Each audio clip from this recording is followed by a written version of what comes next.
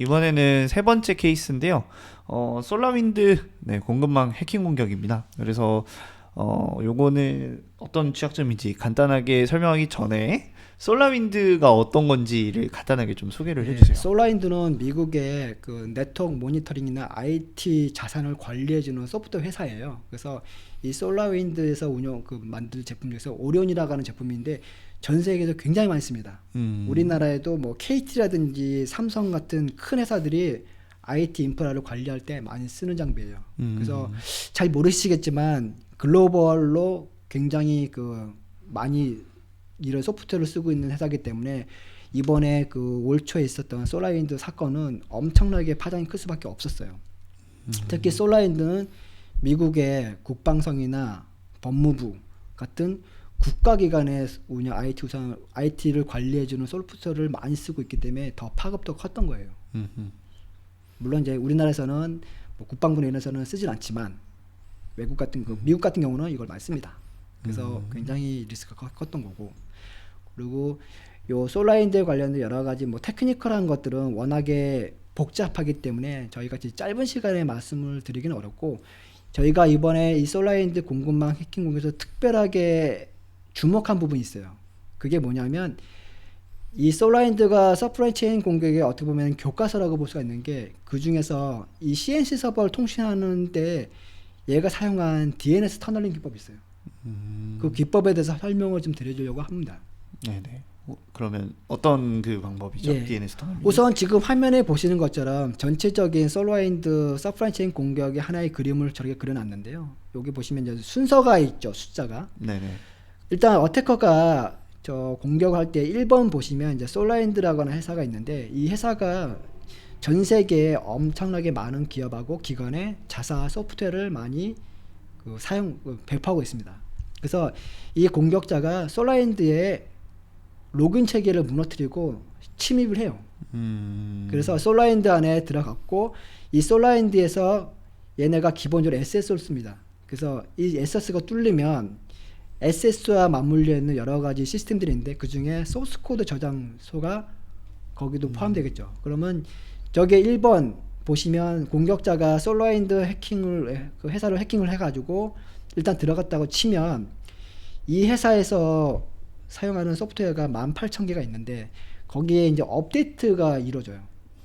그럼 업데이트가 일괄적으로 이루어지기 때문에 저 솔라윈드에 저렇게 악성 코드가 그 소스 코드 저장해서 악성 코드로 변조를 해서 삽입이 됩니다. 그러면 이번에 있는 것처럼 18,000개의 기관이 해킹을 당했죠. 그러면 이제 3번은 뭐냐면 그 18,000개의 기관 중에서 한 가지 회사를 갖다 하나 예시로 든 건데, 예를 들면 컴퍼니 XYZ라고 있는 회사가 있어요. 18,000개 중에 하나라 보면, 그러면 이 솔라윈드의 소스 코드가 수정이 돼서 지금 보시는 것처럼 3번에 악성 코드가 업로드가 된 상태에서 업데이트가 이루어집니다. 멀리셔서 업데이트라고 그렇죠. 하는 그러면 부분이죠. 이제 커퍼레이션 XYZ라는 회사가 일단 악성 코드가 업로드되어 있는 것들을 업데이트되면, 이 솔라윈드 오리온이라고 하는 이 악성 코드 안에서는 뭐가 있냐면 CNC 서버와 접속하기 위해서 다음 같은 작업을 해요. 그래서 우리가 보통 미국 회사 같은 경우는 내부에 들어가게 되면 보통 AD를 씁니다. 그래서 액티브 디렉 쓰기 때문에 내부의 로컬 도메인들을 보면 대부분 어떤 식으로 구성이 되어 있냐면 local.corporation.xy.com 이렇게 들어가 있어요. 이런 식으로 도메인 형태로 도메인 들어가 있는 거죠. 예. 요게 여러 가지 뭐 예를 들면 뭐 ms면 ms.com 이렇게 들어가 있겠죠. 이렇게 들어가 있고, 요 들어가 있는 걸 가지고 이제 CNC 서버로 빼내려고 할 때 저 악성 코드가 뭘 하냐면 암호화를 합니다. DNS를. DNS 자체를 암호화죠. 암호화한다는 거죠? 아니죠. 그러면 DNS를 암호화하는 게 아니라 일종의 이 회사 이름을 갖다가 모르게끔 꾸미는 거예요. 그래서 지금 보시면 6번 예. 보시면 이 공격자들이 요 해킹 공격을 하기 위해서 별도의 아마존 같이 클라우드 같은 걸 만들었어요. 지금 보시면 AVSVM 클라우드라고 돼 있죠. 네네네. 이 인프라를 만들어요. 만들어 놓고 자기네 그 권한을 이인받은 DNS 서버도 준비하고 저런 클라우드 환경도 만들어 놨어요. 그래서 이런 인프라를 다 갖춰주고 해야만이 공격이 이루어집니다.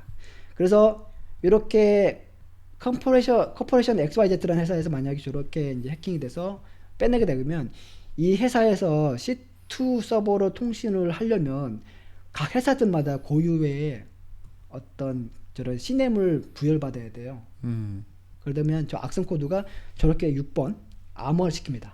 암호화 시키는데 공격자가 사례 만들어 놓은 여기 C2 네네네. C2 아마존 클라우드에 저렇게 CNAM으로 들어가요. 그러면서 여기 아시면 이게 암호화가 돼서 풀 수 없는 이상한 난독화된 문자로 저렇게 올라갑니다. 그럼 이게 암호화된 도메인 네임이 생기죠.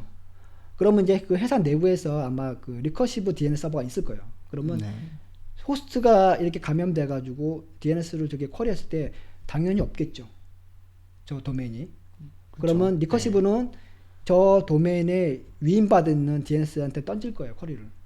그래서 지금 보시면 7번, 8번이 그걸 설명해주고 있는 거예요. 패시브 DNS 서버 센서랑 그 그렇죠. DNS 거리 네. 쪽으로 들어가는 거죠. 그래서 이렇게 DNS가 이렇게 이런 식으로 클라우드에 이상한 도메인을 쪘을 때 당연히 이 안에서는 이걸 해석을 못 할 거예요. 그러면 요거를 DNS 리서버를 하려면 리커시브 DNS 서버가 안 되면 다시 이걸 던지겠죠. 그러면 해커가 미리 만들어 놓은 9번 요 위임받은 DNS 서버가 있을 거예요. 그럼 얘가 받아서 저기에는 어떻게 되냐면 C네임은 앞에 그 암호화되어 있는 그 회사 커퍼레이션 XYZ에 암호화된 이름을 해서 이렇게 붙어 있을 거고 A 레코드는 이렇게 돼 있을 겁니다. 그럼 요걸 이용해서 10번 바로 C2 서버 이용하는 거예요. 이렇게 C네임으로 들어가면 이거를 어떤 보안 솔루션이 저걸 디텍션 할 수 있겠어요. 거의 저 안에 있는 내용을 모르기 때문에 아마 C2 서버를 저렇게 들어간다고 치면 아마 보안 장비들 저걸 디텍션하기가 어려웠을 거예요. 그래서 이게 10개월 동안 거의 꽤 오랜 동안 이게 돌아다니면서도 파이어웨이나 MS도 이걸 디텍션이 안 됐어요.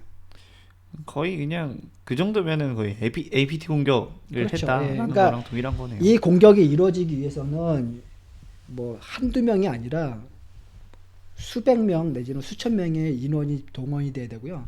이거를 테스트해보기 위해서는 요거와 관련된 일종의 뭐 크론이라든지 테스트 시스템 뭐니 만들어 놓고 몇 번 테스트를 해봤을 거예요. 리허설 같은 거로. 안 그러면 이게 한 번에 이렇게 공격이 될 수가 없습니다. 되게 로직이 되게 복잡한 로직 공격이에요. 그래서 이렇게 아마존이라 이렇게 자기네가 만든 클라우드 이름으로 CNAM과 A 레코드를 해서 저렇게 C2 서버를 만들어 놓으면 얘가 여기서 이제 2차적으로 다른 뭐 티어드롭이라든지 코발트 스트라이크 비콘이라 해가지고 이런 악성 코드를 내려 받아서 또 그거 가지고 뭐 내부 정찰하거나 또는 뭐 해킹하겠죠. 뭐 일종의 이게- 백도어를 다시 씹는 땡인 그렇죠. 거죠. 네. 예.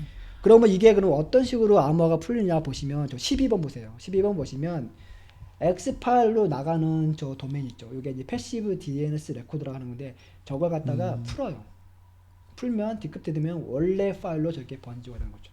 그러니까 얘네들은 실제로 오리온 파일에 소스 코드 올라갔을 때 그 소스 코드들도 대부분 알 수 없는 해시로 암호를 만들었고요. 그거 가지고 다 집어넣습니다.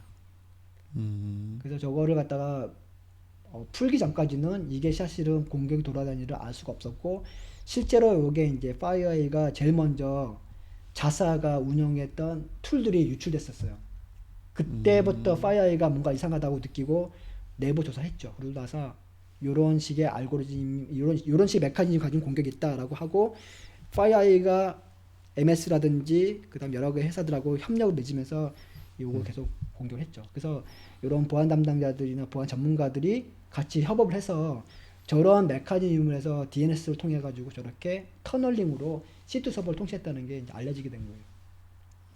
요거 지금 보시면 한 가지 특징적인 게 뭐냐면 얘네가 사용한 방법이 DGA라고 하는 방법입니다.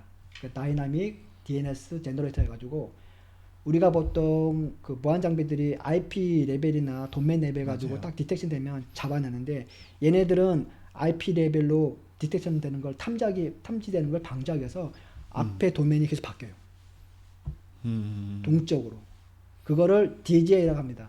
도메인 제너레이션 알고리즘인데 그거를 사용한 거예요. 그리고 그때 바뀌는 도메인 그 동적 그 도메인 부분을 저렇게 또 해시 저렇게 암호화를 해가지고 암호화시키고 풀어서 이게 어느 회사 건지를 알아내는 거죠. 그래서 실제로 감염된 게 18,000개 넘어요. 그래서 그 중에는 뭐 국방성도 있고 파이어도 있고 그다음에 뭐 솔라인드도 있고 웬만한 기업들 다 있습니다. 그러면 막기 위한 혹은 뭐 찾기 위한 뭐 최선의 방법 같은 게 좀 있을까요? 그러니까 이거를 하려면 이제 기본적으로 DNS 평판, 그러니까 DNS 관련 정보를 모아서 DNS 평판 관리하는 그런 룰이 필요해요. 그래서 예를 들면 새로운 도메인 네임이 들어왔을 때 이거를 갖다가 일단 통과시키는 것이 아니라 일단 받아서 먼저 DNS에서 던져가지고 이 도메인 주소가 언제 만들어졌는지 혹시 과거에 이 도메인을 이용해서 뭐 해킹이라든지 뭔가 멜리셔스한 행동을 했었는지를 다 판단하는 그런 로직이 사실 필요하긴 해요. 근데 이게 현실적으로는 사실 어려울 거예요, 국내에서는. 그러면 그 담당자들이 조금 좀 뭐랄까 좀 궁금해하는 게 그럼 이걸 어떻게 그냥 바라보고만 있어야 아니요. 되는가? 그러니까 이런 정보들이 오면 일단 여러분들 아시겠지만 뭐 풀스택으로 네트워크 같은 거를 요즘에는 다 뜨는 게 있어요. 그럼 거기서 DNS 같은 것들만 정보를 따로 빼가지고 좀 관리할 필요는 있어요. 그래서 혹시나 특히 클라우드 이런 거 처음 보는 클라우드 같은 것들이 오면 그거는 좀 눈여겨보실 필요가 있어요. 요즘 클라우드를 이용한 공격이 많이 이루어지고 있습니다. 그래서 도메인도 예전처럼 딱 누가 봐도 이상한 도메인 안 써요. 아마존이라든지 또는 아마존의 클라우드 이름하고 비슷하게 해가지고 약간 중간에 알파벳 숫자만 조금 바꾸는 그 타스크프팅이라는데 그렇게 해서 들어오는 공격이 많아서 클라우드로 의심되는 도메인들이 올 때는 눈여겨보실 필요가 있습니다.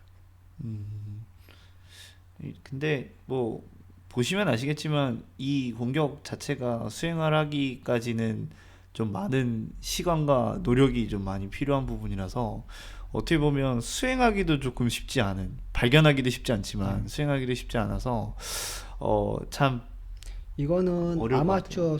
아마추어 작업이 아니고 굉장히 수준급 있는 그런 그 집단들이 모여 협업을 해서 이런 걸 한 거죠. 이게 뭐 작은 조직이 할 수 있는 상황은 사실 아닌 것 같아요. 제 개인적으로 측면.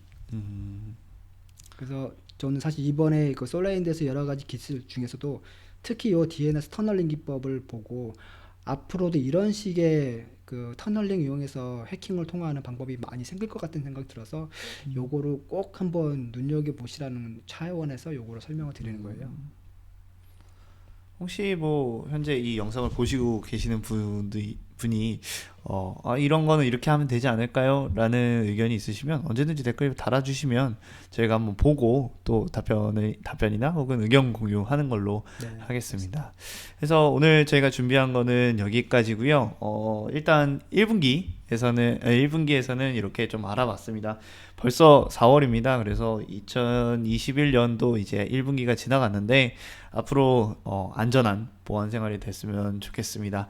일단 오늘은 여기서 마치도록 하고요. 모두 들어주셔서 감사합니다. 네, 감사합니다. 네, 감사합니다.